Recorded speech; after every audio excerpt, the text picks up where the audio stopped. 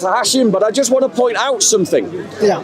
I was speaking to a Muslim earlier today, and I pointed out that in a verse of the Quran, it says, and remember when we sent an angel unto Maryam to bring her glad tidings of a word from Allah, whose name is Isa the Messiah. Now, this Muslim, to get out of the paradox that this creates, stated that God's speech is not eternal. If the word that Allah sends to Maryam is eternal, it proceeds from Allah.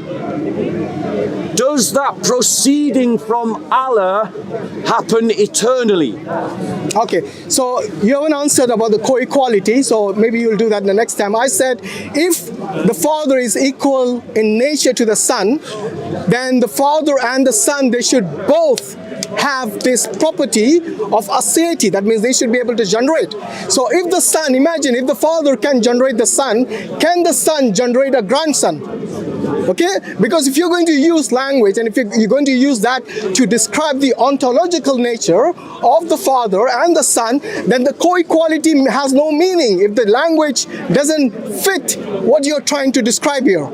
As for your understanding about God's speech being eternal, yes, the attributes of Allah are eternal. However, Allah's actions, that means when He speaks, yes, the speech itself is uncreated, but He speaks in time, obviously. So when He says something to Mary, or when He says through His messenger to Mary, or to Jesus, or to anybody else, yes, obviously that is in time and that is not eternal. But it's still uncreated, okay, in the sense that all attributes of Allah are uncreated. And what we have to realize is that, so the sifat al-dhatiyya, which is like when you talk about the essence of Allah, for example, His knowledge. The knowledge of Allah is something which we know. He knows everything. He is all-knowing. He is omniscient.